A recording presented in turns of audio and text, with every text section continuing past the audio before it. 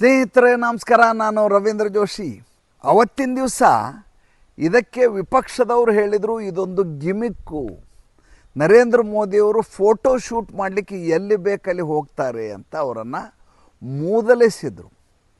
ನರೇಂದ್ರ ಮೋದಿಯವರು ಇಡೀ ದೇಶದಲ್ಲಿ ಜನ ದೀಪಾವಳಿ ಸಂಭ್ರಮದಲ್ಲಿರುವಂಥ ಸಂದರ್ಭದಲ್ಲಿ ತಮ್ಮನ್ನು ತಾವು ಯೋಧರ ಜೊತೆ ತೊಡಗಿಸಿಕೊಳ್ಳಬೇಕು ಅನ್ನುವಂಥ ಅದಮ್ಯ ಸಂಕಲ್ಪದೊಂದಿಗೆ ಯೋಧರ ಜೊತೆ ದೀಪಾವಳಿ ಹಬ್ಬವನ್ನು ಆಚರಿಸ್ತಾ ಇದ್ದರು.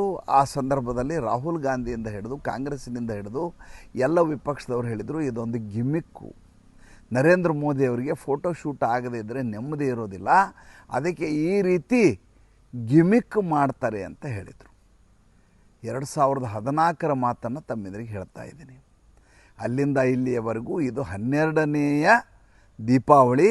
12 ದೀಪಾವಳಿಗಳನ್ನು ನರೇಂದ್ರ ಮೋದಿಯವರು ಪ್ರತಿ ಬಾರಿಯೂ ಯೋಧರ ಜೊತೆ ಆಯಾ ಗಡಿಗಳಲ್ಲಿ ಆಚರಿಸ್ತಾ ಇದ್ದಾರೆ. ಯಾವತ್ತೂ ಕೂಡ ತಮ್ಮ ಸಹೋದ್ಯೋಗಿಗಳ ಜೊತೆ ಆಗಲಿ ತಮ್ಮ ಕುಟುಂಬಸ್ಥರ ಜೊತೆ ಆಗಲಿ ಆಚರಿಸಿದಂಥ ಉದಾಹರಣೆಗಳಿಲ್ಲ, ದಾಖಲೆಗಳಿಲ್ಲ. ನೋಡಿ ಎಂಥ ವಿಚಿತ್ರ ಅಂತಂದರೆ, ಮನುಷ್ಯ ಒಳ್ಳೆಯ ಕೆಲಸವನ್ನು ಮಾಡಿದಾಗ ಅದನ್ನು ಸ್ಮರಿಸಬೇಕು. ಗುಣಕ್ಕೆ ಮತ್ಸರ ಇಲ್ಲ ಅಂತ ಒಂದು ಮಾತಿದೆ. ಆ ರೀತಿ ನರೇಂದ್ರ ಮೋದಿ ಅಂತ ಪ್ರಧಾನಿ ಇಂಥದ್ದೊಂದು ನಿಲುವನ್ನು ತೆಗೆದುಕೊಂಡಾಗ ಅದನ್ನು ಶ್ಲಾಘಿಸುವಂಥ ಮನಸ್ಥಿತಿಯನ್ನು, ಉದಾರತೆಯನ್ನು, ಸೌಜನ್ಯವನ್ನು ಹೊಂದಿರಬೇಕು. ಆದರೆ ಕುತ್ಸಿತ ಮನಸ್ಥಿತಿಯ ರಾಜಕಾರಣಿಗಳಿಗೆ ಇದೊಂದು ರಾಜಕೀಯ ತಂತ್ರಗಾರಿಕೆ ಅನಿಸುತ್ತೆ, ಕುತಂತ್ರ ಅಂತ ಅನಿಸುತ್ತೆ. ಏಕೆಂದರೆ ಅವರ ಜೀವನದ ಪ್ರತಿ ನಡೆ, ಪ್ರತಿ ಚಲನವಲನ, ಪ್ರತಿ ಧಡಕಿ ಎಲ್ಲವೂ ಕೂಡ ರಾಜಕೀಯ ಪ್ರೇರಿತ ಆಗಿರೋದ್ರಿಂದ ನರೇಂದ್ರ ಮೋದಿ ಅಂಥ ವ್ಯಕ್ತಿ ಮಾಡಿದ ಕೆಲಸಗಳು ಕೂಡ ಅದೇ ರೀತಿ ಅವರಿಗೆ ಕಾಣಿಸ್ತವೆ. ಇರಲಿ, ವಿಷಯ ಅದಲ್ಲ. ವಿಷಯ ಏನು? ವಿಷಯ ಈ ಬಾರಿಯ ದೀಪಾವಳಿ ಹಬ್ಬವನ್ನು ನರೇಂದ್ರ ಮೋದಿಯವರು INS ವಿಕ್ರಾಂತ್ನಲ್ಲಿ ತಮ್ಮ ಸಮಯವನ್ನು ಕಳೆಯುವ ಮೂಲಕ ಆಚರಿಸಿದರು. ಹಿಂದಿನ ದಿವಸವೇ ಅಲ್ಲಿ ಹೋಗಿದ್ದರು. ಗೋವಾ ಮತ್ತು ಕಾರವಾರ ಕಡಲ ತೀರದಲ್ಲಿರುವಂಥ INS ವಿಕ್ರಾಂತ್ ಸಂಪೂರ್ಣವಾಗಿ 85% ಭಾರತದ ತಂತ್ರಜ್ಞಾನ, ಭಾರತದ ಸ್ವದೇಶಿ ನಿರ್ಮಿತ ಅತ್ಯಂತ ಬೃಹದಾಕಾರವಾದಂಥ ಯುದ್ಧ ನೌಕೆ. ಎಂಥ ದೊಡ್ಡ ಹಡಗು ಅಂತಂದರೆ ಅದು ವಾರ್ಶಿಪ್. ಇದು ಎಂಥ ದೊಡ್ಡ ಹಡಗು ಅಂದರೆ ಅಲ್ಲಿಂದ ಹೆಲಿಕಾಪ್ಟರಿಂದ ಹಿಡಿದು ನಮ್ಮ ಯುದ್ಧ ವಿಮಾನಗಳಿಂದ ಹಿಡಿದು ಮಿಸೈಲ್ಗಳಿಂದ ಹಿಡಿದು ಎಲ್ಲವನ್ನು ಅಲ್ಲಿಂದ ಉಡಾಯಿಸಬಹುದಾದಂಥ ಅದ್ವಿತೀಯವಾದಂಥ ನಾವೀನ್ಯಪೂರ್ಣತೆಯಿಂದ ಕೂಡಿದಂಥ ಅತ್ಯಂತ ಆಧುನಿಕವಾದ ತಂತ್ರಜ್ಞಾನದಿಂದ ಒಳಗೊಂಡಂಥ ಒಂದು ಯುದ್ಧ ನೌಕೆ ಇದು. ಅಲ್ಲಿ ಹಿಂದಿನ ದಿವಸ ಹೋಗ್ತಾರೆ, ಮಾರನೇ ದಿವಸ ಅಲ್ಲಿಯ ಯೋಧರ ಜೊತೆ ತಮ್ಮ ಸಮಯವನ್ನು ಕಳೀತಾರೆ. ಸಮಯವನ್ನು ಕಳೀತಾ ತುಂಬ ಅಲೌಕಿಕವಾದ ಮಾತುಗಳನ್ನ ನರೇಂದ್ರ ಮೋದಿ ಆಡಿದರು. ನಂಗೆ ಭಾಳ ಇಷ್ಟ ಆಗಿದ್ದದೆ. ನರೇಂದ್ರ ಮೋದಿಯವರು ವಾಸ್ತವಿಕ ಪ್ರಜ್ಞೆಯನ್ನು ಇಟ್ಟುಕೊಂಡು ಅಲೌಕಿಕವಾದ ಬದುಕನ್ನು ಕಳೀತಾ ಇರುವಂಥ ಒಬ್ಬ, ಏನು ಹೇಳ್ತೀರಿ, ವಿಶಿಷ್ಟವಾದಂಥ ರಾಜಕಾರಣಿ.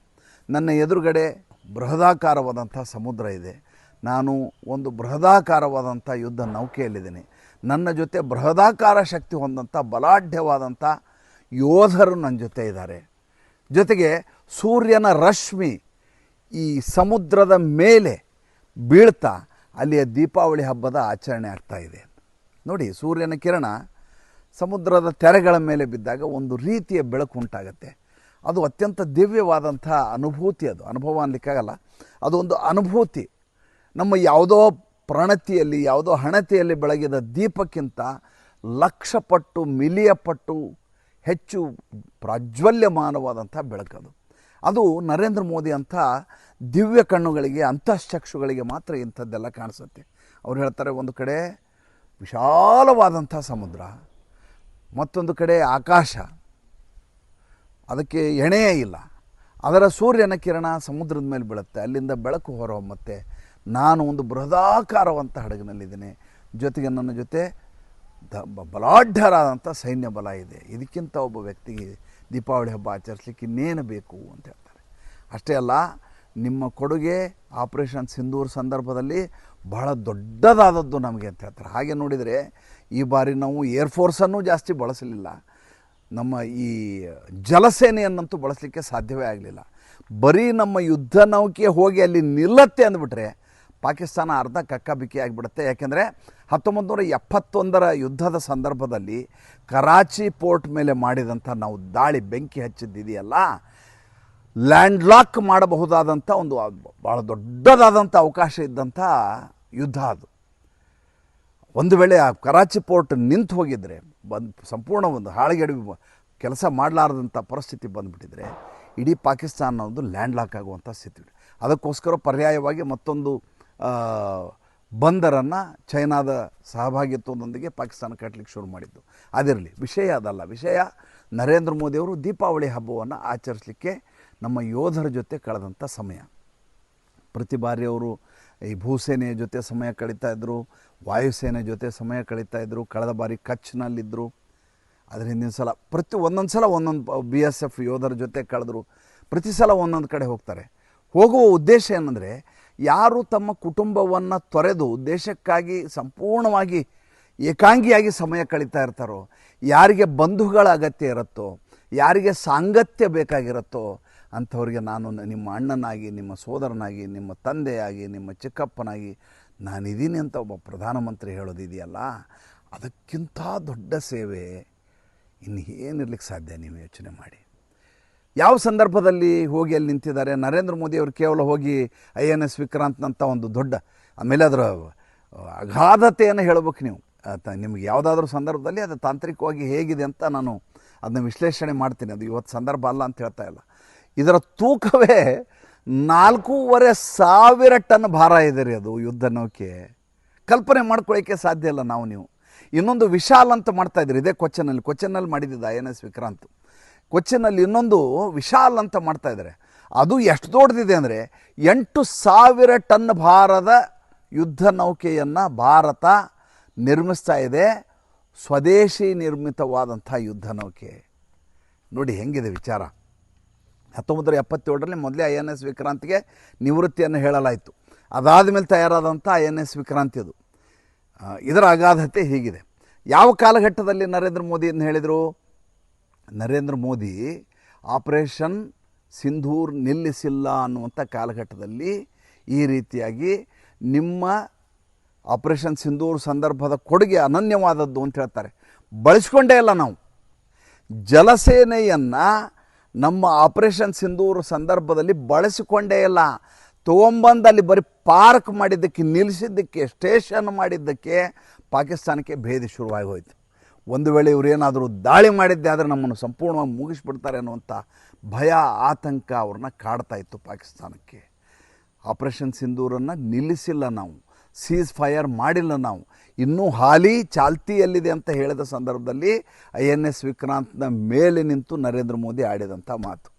ಎರಡನೇದ್ದು, ಮಾಡಿದಂಥ ಬಹಳ ದೊಡ್ಡದಾದಂಥ ಪ್ರಮಾದ ಯಾವ ಸಂದರ್ಭದಲ್ಲಿ ಪಾಕಿಸ್ತಾನದ ಈ ಸಂದರ್ಭದಲ್ಲಿ ಬಂದು ಇಲ್ಲಿ ನಿಂತಿದ್ದಾರೆ ಅಂದರೆ, ಪಾಕಿಸ್ತಾನ ತಮ್ಮ ಉಮ್ಮಾ ಅಂತ ಹೇಳಿದಂಥ ಅಫ್ಘಾನಿಸ್ತಾನದ ಮೇಲೆ ದಾಳಿ ಮಾಡಿ ಇವತ್ತು ಹಣ್ಣುಗಾಯಿ ನೀರುಗಾಯಿ ಆದ ಸಂದರ್ಭದಲ್ಲಿ ನರೇಂದ್ರ ಮೋದಿ ಹೀಗೆ INS ವಿಕ್ರಾಂತ್ ಮುಂದೆ ಬಂದು ನಿಂತಿದ್ದಾರೆ. ಒಂದು ಕಾಲಕ್ಕೆ ನೆನಪು ಮಾಡ್ಕೊಳ್ಳಿ, 2021 ಆಗಸ್ಟ್ 15ಕ್ಕೆ ಪುರೋಹಿತರಾಗಿ ಇಮ್ರಾನ್ ಖಾನ್ ಓಡಾಡಿದ್ರು ಅಫ್ಘಾನಿಸ್ತಾನ ಸರ್ಕಾರ ರಚನೆ ಆದ ಸಂದರ್ಭದಲ್ಲಿ. ಯಾವ ರೀತಿ ಮೆರಿತಾ ಇದ್ರು ಅಂದರೆ, ಅಫ್ಘಾನಿಸ್ತಾನ್ ನಮ್ಮ ಹಿತ್ತಲು, ನಾವು ಅಫ್ಘಾನಿಸ್ತಾನ ಒಟ್ಟಿಗೆ ಇರ್ತೀವಿ, ಇನ್ಮೇಲೆ ಭಾರತ ನಮಗೇನು ಮಾಡಲಿಕ್ಕೆ ಸಾಧ್ಯ ಇಲ್ಲ, ತಾಲಿಬಾನಿಗಳು ನಮ್ಮ ಜೊತೆ ಇದ್ದಾರೆ, ನಾವಿಬ್ಬರು ಒಟ್ಟಾಗಿಬಿಟ್ರೆ ಭಾರತವನ್ನು ಮುಗಿಸಿಬಿಡ್ತೀವಿ ಅಂತ ಆತ ಯಾವ ರೀತಿಯ ದುಸ್ಸಾಹಸವನ್ನು ಮೆರಿತಾ ಇದ್ರು, ಎಷ್ಟು ಅಹಂಕಾರವನ್ನು ಮೆರಿತಾ ಇದ್ರು ಅಂದರೆ, ಭಾರತ ಆ ಕ್ಷಣದಲ್ಲಿ ಒಂದೇ ಒಂದು ಚಕಾರ ಶಬ್ದ ಮಾತಾಡಲಾರದೆ ಎಲ್ಲವನ್ನೂ ತಮ್ಮ ಹುಸಿನಗೆಯಲ್ಲಿ ನಗ್ತಾ ನೋಡ್ತಾ ಇದ್ದಂಥ ಕಾಲಘಟ್ಟ ಅದು. ಅಫ್ಘಾನಿಸ್ತಾನಕ್ಕೂ ಪಾಕಿಸ್ತಾನಕ್ಕೂ ಭಾರಿ ಒಳ್ಳೆಯ ನಂಟಾಗಿಬಿಡುತ್ತೆ ಅಂತ ಅಂದ್ಕೊಳ್ಳಲಾಗಿತ್ತು. ಕಾಲಾಂತರದಲ್ಲಿ ಅಫ್ಘಾನಿಸ್ತಾನ ಮತ್ತು ಪಾಕಿಸ್ತಾನದ ಮಧ್ಯೆ ಈ ರೀತಿಯಾದಂಥ ಗಲಾಟೆ ಶುರುವಾಗಿದ್ದು ಯಾವ ಮಟ್ಟಿಗೆ ಬಂತು ಅಂದರೆ, ಡುರಾಂಡ್ ಲೈನ್ನಲ್ಲಿದ್ದಂಥ 25 ಔಟ್ಪೋಸ್ಟ್ಗಳನ್ನು, ಅಲ್ಲಿಯ ಸೈನ್ಯದ ಅಧಿಕಾರಿಗಳನ್ನು ಉಡಾಯಿಸಿ ಇಡೀ ಔಟ್ಪೋಸ್ಟ್ಗಳನ್ನ ಹಾಳು ಮಾಡಿ ಅಫ್ಘಾನಿ ಸೈನಿಕರು ಈ ತಾಲಿಬಾನಿಗಳು ಪಾಕಿಸ್ತಾನದ ಒಳಗಡೆ ನುಗ್ಗಿದ್ದಾರೆ. ಇದು ಗಡಿಯಲ್ಲಿ ನಡೆದ ವಿಚಾರ. ಒಳಗಡೆ ಬಂದರೆ ಖೈಬರ್ ಪಖ್ತೂನ್ಖ್ವಾನಲ್ಲಿ KPKನಲ್ಲಿ ಅಲ್ಲಿ ದಾಳಿ ನಡೆದು ಅಲ್ಲಿ ಆಂತರಿಕವಾದಂಥ ನಿರಂತರವಾದ ಹೋರಾಟ ನಡೀತಾ ಇದೆ. ಅಲ್ಲಿ ಬಂದರೆ ತೆಹರೀಕ್-e-ಲಬ್ಬೇಕ್ ಪಾಕಿಸ್ತಾನ ಅನ್ನುವಂಥ ಉಗ್ರಗಾಮಿ ಸಂಘಟನೆ, ಅದು ನಿರಂತರವಾಗಿ ದಾಳಿ ಮಾಡ್ತಾರೆ. ಈ ಉಗ್ರಗಾಮಿ ಸಂಘಟನೆ ರಾಜಕೀಯ ಪಕ್ಷ ಕೂಡ. ಅದು ಮಜಾ ನೋಡಿ, TLP ಇದೆಯಲ್ಲ, ತಹರೀಕ್ ಲಭ್ಯ ಪಾಕಿಸ್ತಾನ್ ಅಂಥೇಳಿ, ಇದು ಉಗ್ರಗಾಮಿ ಸಂಘಟನೆ ರಾಜಕೀಯ ಶಕ್ತಿಯಾಗಿ ಹೊರಹೊಮ್ಮಿದೆ. ಅಪ್ಪಿತಪ್ಪಿ ಸಮಯ, ಕೆಟ್ಟ ಸಮಯ ಅವ್ರಿಗೇನಾದರೂ ಬಂದದ್ದೇ ಆದರೆ, ಎರಡನೇ ಅತಿ ದೊಡ್ಡ ರಾಜಕೀಯ ಪಕ್ಷವಾದಂಥ ಈ TLP ನಾಳೆ ಚುನಾವಣೆಯಲ್ಲಿ ಗೆದ್ದು ಅಲ್ಲಿ ಅಧಿಕಾರ ಗದ್ದುಗೆಯನ್ನು ಹಿಡಿಯುವ ಎಲ್ಲ ಸಾಧ್ಯತೆಗಳಿದ್ದಾವೆ. ಇನ್ನು ನೀವು ಕೊಟ್ಟಾಗಿ ಹೋದರೆ ನಿಮಗೆ ಗೊತ್ತೇ ಇದೆ, ಬಲೋಚ್ ಲಿಬರೇಷನ್ ಆರ್ಮಿ ಅವರು ನಿರಂತರವಾಗಿ ದಾಳಿ ಮಾಡ್ತಾ ಇದ್ದಾರೆ. ನೀವು ಹೇಳಲಿಕ್ಕೆ ಸಾಧ್ಯ ಇಲ್ಲ. 3,000 ಜನ ಸೈನಿಕರನ್ನು ಇಲ್ಲಿವರೆಗೆ ಹತಗೊಳಿಸಲಾಗಿದೆ ಅಂತ ಅವರೇ ಅಧಿಕೃತವಾಗಿ ಹೇಳ್ಕೊತಾ ಇದ್ದಾರೆ. ಭಾರತ ಪಾಕಿಸ್ತಾನದ ಮೇಲೆ ದಾಳಿ ಮಾಡಲಿಕ್ಕೆ ಅತ್ಯಂತ ಸೂಕ್ತವಾದ ಸಮಯ ಯಾವುದಾದ್ರೂ ಇದ್ದರೆ ಆಪರೇಷನ್ ಸಿಂಧೂರ್ 2.0 ಈಗ ಆ ಕಾಲಘಟ್ಟ ಕೂಡಿ ಬಂದಿದೆ. ಅಮೃತಗಳಿಗೆ ಒಳ್ಳೆಯ ಮುಹೂರ್ತ ಇದೆ. ಆದರೆ ನರೇಂದ್ರ ಮೋದಿ ನೋಡ್ತಾ ಸುಮ್ಮನೆ ಕೂತಿದ್ದಾರೆ. ಕಾರಣ ಏನು? ಕಾರಣ ಏನಂದರೆ, ಆಂತರಿಕವಾದಂಥ ಬೇಗುದಿಯಲ್ಲಿ ಬೇಯುತ್ತಿರುವ ಪಾಕಿಸ್ತಾನ ಇನ್ನಷ್ಟು ಹಣ್ಣುಗಾಯಿ ನೀರುಗಾಯಿ ಆಗಲಿ.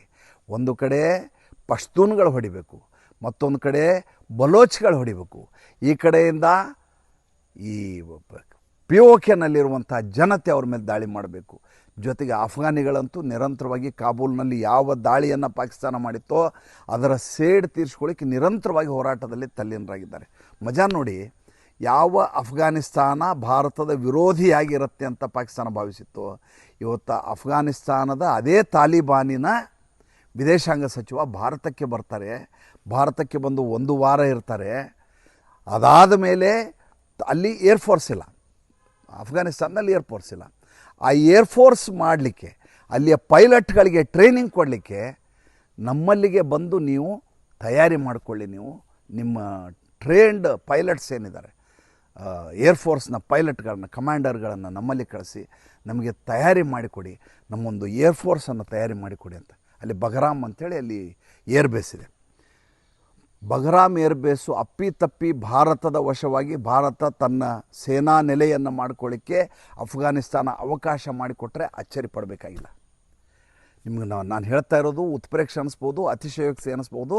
ಆದರೆ ವೈಶ್ವಿಕ ಮಟ್ಟದಲ್ಲಿ ಜಿಯೋಪಾಲಿಟಿಕಲ್ ವಿಷಯದ ಸಂದರ್ಭದಲ್ಲಿ ಏನು ಬೇಕಾದರೂ ಸಂಭವಿಸಬಹುದು ಎನ್ನುವುದಕ್ಕೆ ಇವತ್ತು ಪಾಕಿಸ್ತಾನ ಮತ್ತು ಅಫ್ಘಾನಿಸ್ತಾನ ಪರಸ್ಪರ ವೈರತ್ವದಿಂದ ಕಾದಾಡ್ತಾ ಇರೋದನ್ನು ನಾವು ನೋಡ್ತೀವಿ.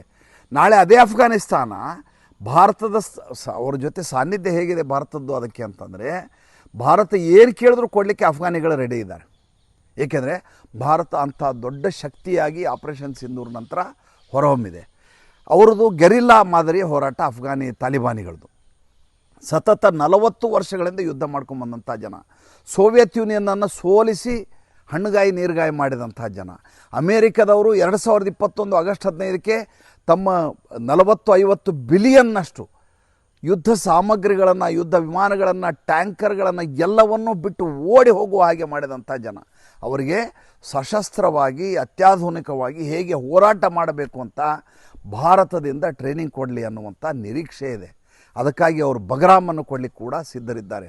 ಒಂದು ಕಡೆ ಅಮೇರಿಕಾ ಆ ಬಗರಾಮ್ ಪೋರ್ಟ್ ಮೇಲೆ, ಏರ್ಬೇಸ್ ಮೇಲೆ ಕಣ್ಣಿಟ್ಕೊಂಡು ಕೂತಿದೆ. ನಮಗೆ ಇದನ್ನು ಕೊಟ್ಬಿಟ್ರೆ ನಾವು ಇದನ್ನು, ಎಂಥ ಮಹತ್ವದ ಜಾಗ ಅದು ಅಂದರೆ, ಆ ಜಾಗ ಏನಾದರೂ ಸಿಕ್ಬಿಟ್ರೆ ಸ್ಟ್ರಾಟಜಿಕ್ ಪಾಯಿಂಟ್ ಅದು. ಆ ಕಡೆ ಚೈನಾ ಕಣ್ಣಿಟ್ಕೊಂಡು ಕೂತಿದೆ. ನೋಡಿ ಮಜಾ ನೋಡಿ ಹೇಗಿದೆ. ಭಾರತದ ನರೇಂದ್ರ ಮೋದಿಯವರು ಒಂದು ದೀಪಾವಳಿ ಹಬ್ಬಕ್ಕೆ ಒಂದು ಜಾಗವನ್ನು ಆಯ್ಕೆ ಮಾಡಿದ್ದಾರೆ ಅಂದರೆ, ಎಷ್ಟು ದೇಶವನ್ನು ನಿದ್ದೆಗೆಡಿಸ್ಬೇಕು ಈ ದೇಶಗಳಿಗೆ, ಅಷ್ಟು ದೇಶಗಳಿಗೆ ನಿದ್ದೆಗೆಡಿಸೋ ಕೆಲಸ ಮಾಡ್ತಾಯಿದ್ದಾರೆ. ಒಂದು ಕಡೆ ಟರ್ಕಿ, ಈ ಕಡೆ ಚೈನಾ, ಈ ಕಡೆ ಪಾಕಿಸ್ತಾನ, ಮತ್ತೊಂದು ಕಡೆ ಅಮೇರಿಕಾ. ಮೊನ್ನೆ ಒಂದು ಸಮೀಕ್ಷೆಯಿಂದ ಹೊರಗಡೆ ಬಂದಿದೆ. ಭಾಳ ಸಂತೋಷ ಪಡಬೇಕಾದ ವಿಚಾರ. ಇದು ಎಲ್ಲಿಯೂ ಸುದ್ದಿ ಆಗಲ್ಲ, ಅದೇ ಬೇಜಾರಾಗೋದು ನನಗೆ. ಏನಪ್ಪ ಅಂದರೆ, ಜಗತ್ತಿನಲ್ಲಿ ಅತ್ಯಾಧುನಿಕವಾದಂಥ ಮತ್ತು ಅತ್ಯಂತ ಕೌಶಲ್ಯಭರಿತವಾದಂಥ ಸೇನೆಗಳು ಯಾವ್ಯಾವು ಅಂತ ಪಟ್ಟಿ ಮಾಡಿದ್ದಾರೆ. ಅದರಲ್ಲಿ ನೀವು ನಂಬಲಿಕ್ಕೆ ಸಾಧ್ಯ ಇಲ್ಲ, ಭಾರತ ಈಗ 3ನೇ ಸ್ಥಾನದಲ್ಲಿದೆ, ಪಾಕಿಸ್ತಾನ 7ನೇ ಸ್ಥಾನದಲ್ಲಿದೆ.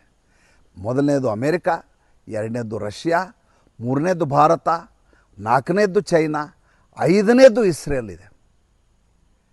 ಈ ಪಟ್ಟಿಯಲ್ಲಿ 3ನೇ ಸ್ಥಾನಕ್ಕೆ ಹೋಗಬೇಕು ಅಂದರೆ ನರೇಂದ್ರ ಮೋದಿಯವರ ಕೊಡುಗೆ ಕಳೆದ 11 ವರ್ಷಗಳಿಂದ ಎಷ್ಟಿರಬೇಕು ಅನ್ನೋದನ್ನು ಆಲೋಚನೆ ಮಾಡಿ. ಒಂದು ಕಾಲದಲ್ಲಿ ಜವಾಹರ್ಲಾಲ್ ನೆಹರು ಅವರು ಕೈ ಮುಗಿದು ವಿದೇಶಗಳಿಗೆ ಅಮೇರಿಕೆಗೆ ಕೈ ಮುಗಿದು ನಮಗೆ ಯುದ್ಧ ವಿಮಾನ ಕಳಿಸಿ ನಮಗೆ ಸಹಾಯ ಮಾಡಿ ಅಂತ ಕೈ ಮುಗಿತಾ ಇದ್ದರು. ನೀವು ಯುದ್ಧ ಮಾಡಬೇಡಿ ಅಂತ ಅಮೇರಿಕ ಹೇಳಿದ ತಕ್ಷಣ ಭಾರತದ ಮೇಲೆ ಉಗ್ರರ ದಾಳಿ ಆದರೂ ಕೂಡ ಯುದ್ಧ ಮಾಡಲಾರದೆ ಕೈ ಕಟ್ಕೊಂಡು ಕೂತಂಥ ನಿರಭಿಮಾನಿ ಸರ್ಕಾರವನ್ನು ಭಾರತ ನೋಡಿದೆ, ಭಾರತದ ಜನತೆ ನೋಡಿದ್ದಾರೆ. ಇವತ್ತು ಸ್ವಾಭಿಮಾನದಿಂದ ಬೀಗ್ತಾ ಇರುವಂಥ, ಉಮೇದಿನಿಂದ ಹೊರಹೊಮ್ತಾ ಇರುವಂಥ ಭಾರತದ ಈ ಪ್ರಧಾನಮಂತ್ರಿಯ ನೇತೃತ್ವದಲ್ಲಿ ನೀವು ದೀಪಾವಳಿ ಹಬ್ಬವನ್ನು ಆಚರಿಸ್ತಾ ಇದ್ದೀವಲ್ಲ, ಇದಕ್ಕಿಂತ ಸಾರ್ಥಕ್ಯ, ಇದಕ್ಕಿಂತ ಹೆಮ್ಮೆ, ಇದಕ್ಕಿಂತ ಅಭಿಮಾನ ಇನ್ನೇರಲಿಕ್ಕೆ ಸಾಧ್ಯ ಸ್ವಾಮಿ. ಮತ್ತು ಮುಂದಿನ ಸಂಚಿಕೆಯಲ್ಲಿ ಹೊಸ ವಿಷಯದೊಂದಿಗೆ ಬರ್ತೀನಿ. ಸಂಚಿಕೆ ಇಷ್ಟ ಆಗಿದರೆ ಲೈಕ್ ಮಾಡಿ, ಫಾಲೋ ಮಾಡಿ, ಶೇರ್ ಮಾಡಿ. ದಯವಿಟ್ಟು ನಮ್ಮ ಮುಕ್ತ ಪತ್ರಿಕೋದ್ಯಮಕ್ಕೆ ಆರ್ಥಿಕವಾಗಿ ಬೆಂಗಾವಲಾಗಿ ನಮಸ್ಕಾರ.